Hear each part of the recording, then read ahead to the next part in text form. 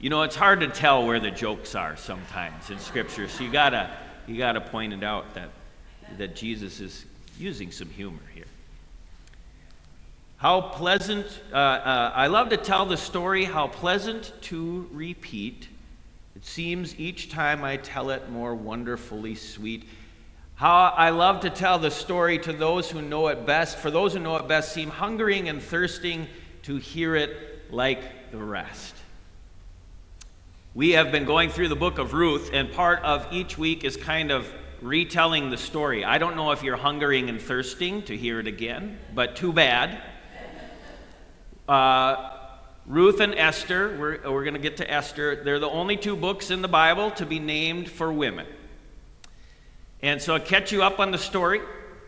And just as a helpful reminder to us, Naomi and Elimelech and their two sons live in Bethlehem, which incidentally in Hebrew means house of bread.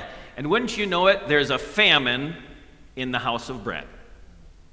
And so Elimelech and Naomi leave with their two sons, Mahlon and Chilion, who we've noted means sickly and frail, which seem like weird names for kids.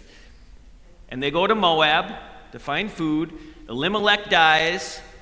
Mahlon and Chilion, in an act that some would say is against Jewish law, take Moabite wives, Orpah and Ruth. After 10 years, unsurprisingly, both sickly and frail died.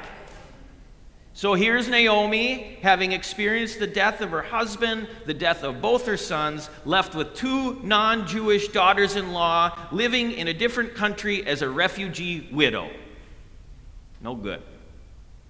She hears that the famine has lifted in Bethlehem, and so she decides to leave with the daughters-in-law and go back. But when she gets part way, she says, you know, these daughters-in-law, they're not going to have a good life in Bethlehem. They should stay there, stay back. They say, no, we want to go with you. She says, no, I insist. And so Orpah says, okay, Mom, goodbye.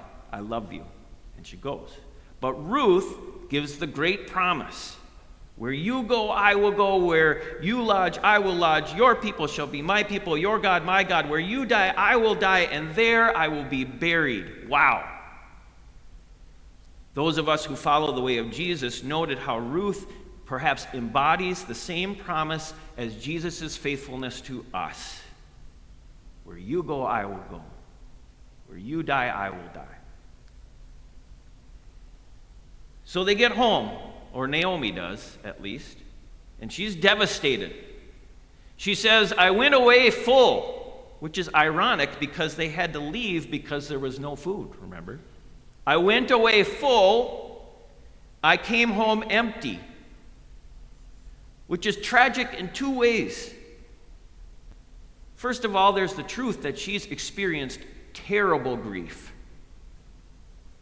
But it's also tragic because it fails to acknowledge the faithfulness and love that is right next to her in Ruth. Is she really empty? Naomi says, God has dealt bitterly with me, so call me Mara, call me bitter. So here are Naomi and Ruth. They're going to need food. And we're catching up to last week now. Okay, here we go. They arrive during the barley harvest. Ruth, as a single foreign woman, goes out and tries to glean in the field to get food. She says, maybe someone will look kindly upon me. We noted how she may be putting herself at risk. A single foreign woman in the barley fields alone. There is a threat to her being abused in more than one way. But she stumbles onto the field of Boaz. And Boaz is a faithful man. When he comes to the field, he learns who she is. It turns out that Boaz and all of his household have heard about her astounding faithfulness to Naomi. And he acts with lavish welcome, generosity. He says, stay close to the young women from my household in the fields. He tells the young men, don't bother her. He instructs that they let her glean in the standing sheaves, not only just going out to pick from the leftovers, but what do you not have to do? We talked about this. What do you not have to do if you glean in the standing sheaves? You don't have to bend over. She's invited to the lunch break. He tells her to drink from the same vessel that the workers are drinking from. And he even tells the workers to pull out handfuls of harvested grain for her from time to time so she can pick them up. She goes home with 10 days' worth of groceries. Ruth has embodied God's faithfulness, but someone else is embodying God's care and provision. Boaz, right? Well, it turns out that Boaz is a relative of Naomi's late husband, Elimelech. Naomi says, keep going to his field. And now we're caught up to today, okay? Naomi, we noted this last week, Naomi might be starting to break out of her bitterness. She decides to act as a matchmaker out of care for Ruth. You're going to need some provision, daughter. Well, and also this will benefit Naomi as well. She hatches a plan. Boaz is going to be at the threshing floor with all of the other reapers tonight. Now you have to imagine how this is. Ancient threshing floors were kind of a community space. It's kind of like the local grain elevator, right? But it's open air, often on an elevated terrain or maybe down on a hillside that gets a wind coming through. There's a hard, flat surface where you grind the grain, the wheat, the what you've harvested to separate the grain from the chaff. And then you toss it up in the air when the wind blows and the chaff blows away because it's light and the grain falls down on the threshing floor. And so all of the harvesters from around the area, not just Boaz, but all the farmers are coming together. And they take their turn on the threshing floor. And they do this all day, and there's a lot of sitting around and waiting too. And everybody's happy and joyful because we've all got food right now.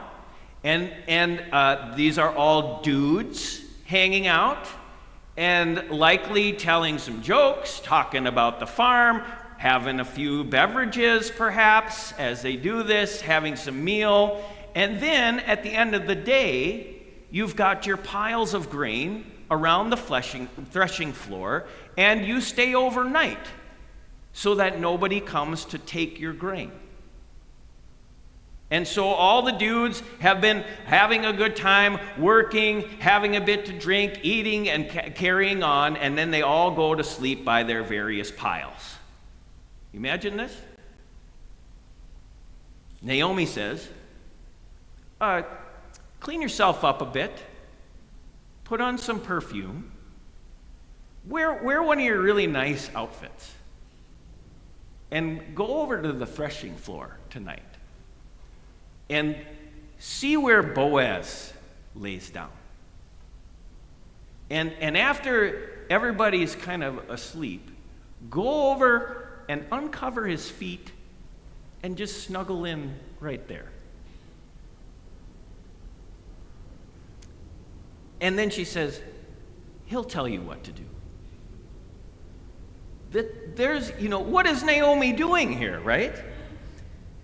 Well, Ruth says, I'll do this. And so she goes. I read that if you uncovered someone's feet, sometimes that could be a euphemism in the Old Testament, but if you uncovered someone's feet, it was a way to wake a person without startling them. Okay? So Ruth goes and does this. Boaz wakes up in the middle of the night, and he is very surprised to see a young woman at the end of his bed, snuggling next to him. Who are you? She says, I'm Ruth. He knows who she is now. And she says, spread your cloak over your servant, for you are next of kin. In other words, Boaz, will you marry me? A foreign woman making a marriage proposal. More on this in a minute. Boaz is flattered. He says, wow, your loyalty to Naomi is one thing. This is even better.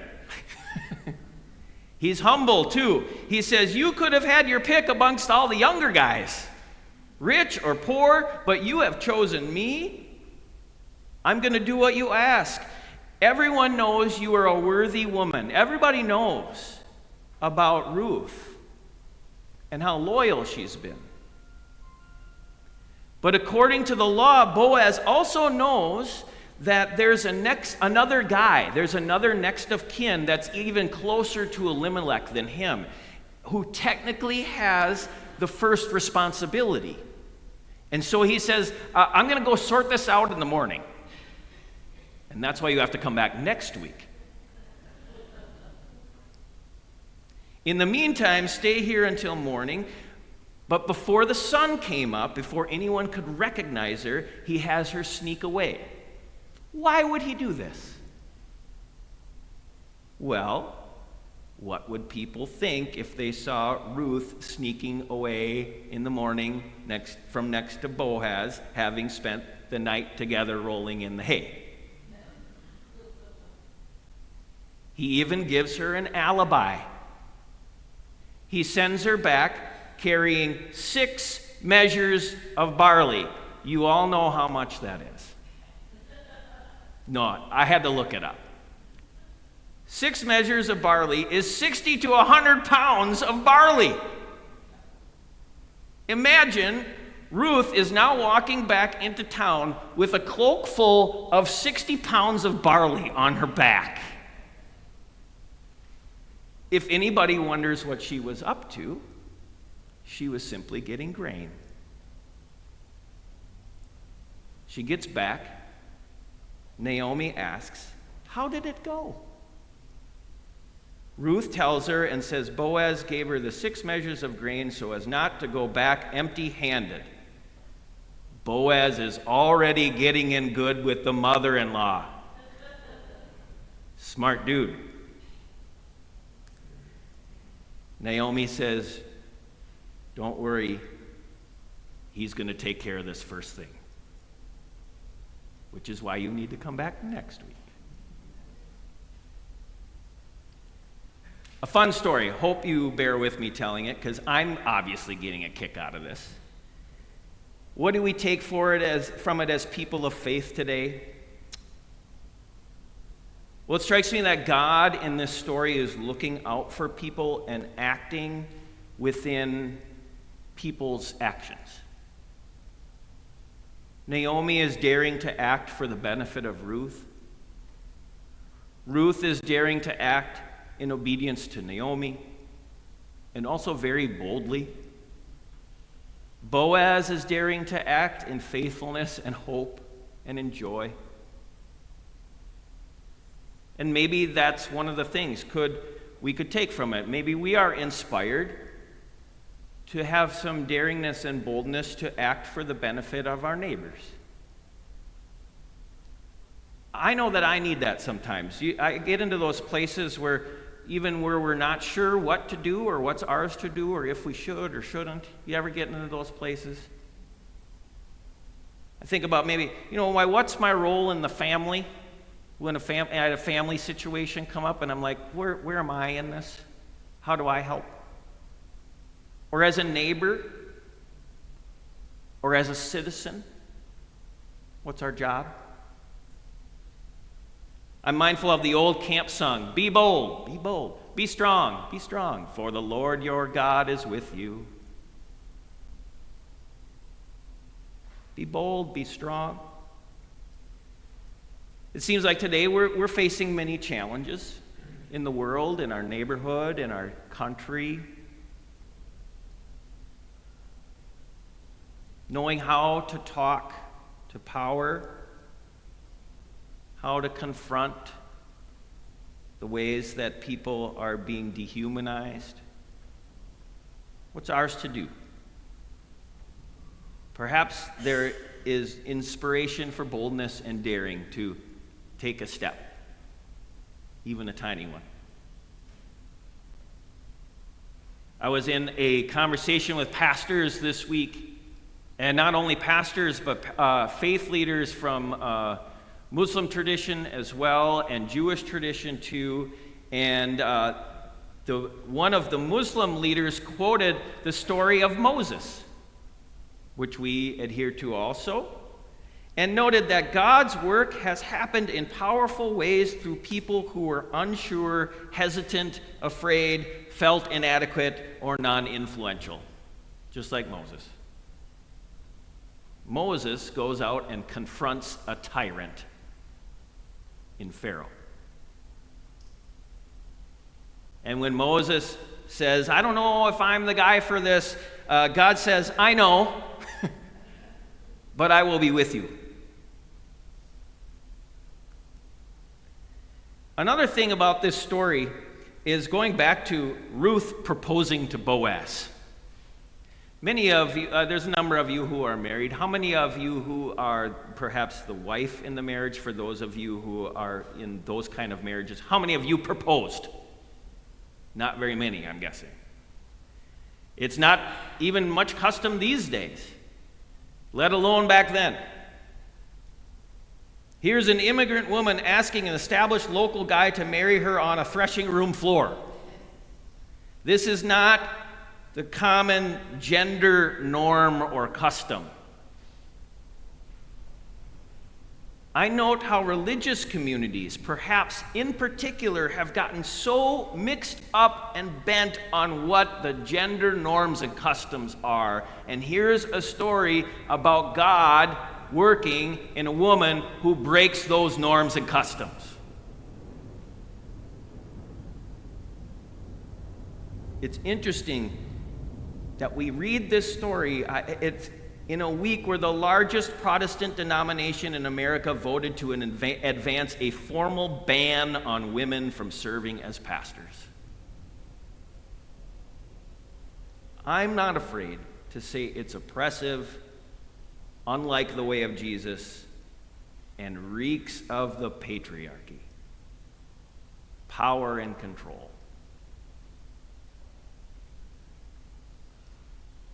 Who were the first women to share the news of, or who were the first people to share the news of the resurrection? Women. The Apostle Paul credited women as being his teachers, co-workers, fellow preachers. Women are uplifted in the genealogy of David and Jesus, and Ruth is one of the most prominent of them all. I remember years ago hearing theologian and preacher Barbara Lundblad, who is a joy and a treat, and she was preaching on Genesis 2, and she quoted Genesis 2:24, how it says, "Therefore a man leaves his father and his mother and clings to his wife, and they become one flesh." She said, imagine if we took this literally, how that would affect wedding ceremonies. And she said the pastor or the officiant would be up here, and then the bride would be standing right here. And then you would ask the congregation to stand, and the doors would open, and the music would play, and there would be the groom with his parents, and they would usher him down the aisle and hand him off to the bride. After all, therefore a man leaves his father and his mother and clings to his wife. But of course, that's not what the scripture is meaning.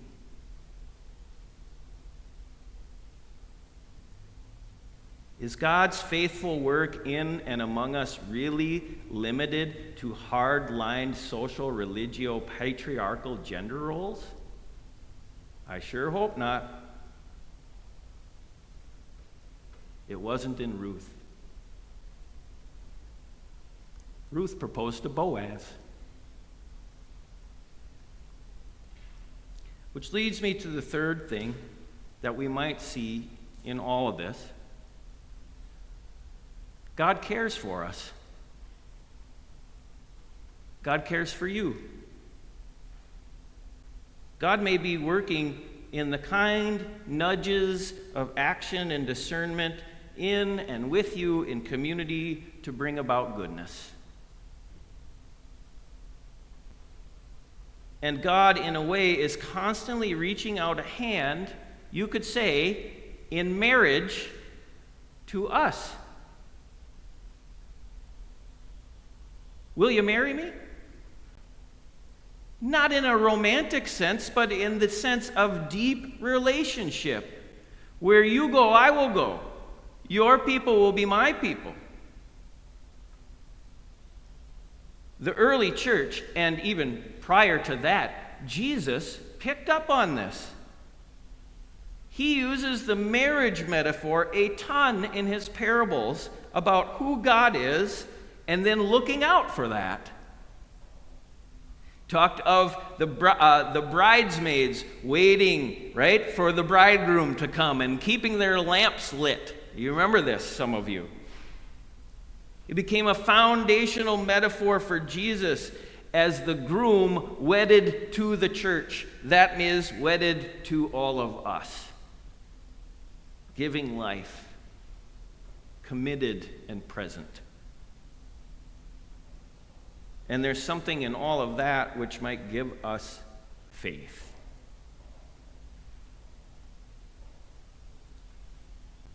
I don't know what else to say today. We'll come back next week. We'll continue the story. We'll see what happens with Boaz and the other guy. That will be a treat, I assure you. You can read ahead. We'll see what happens with Ruth and Naomi, and there may be even another character that enters the scene. But as we go out today, go in faith that God cares for us. Go with boldness. You could make any number of kinds of proposals out of love and kindness and joy. Amen.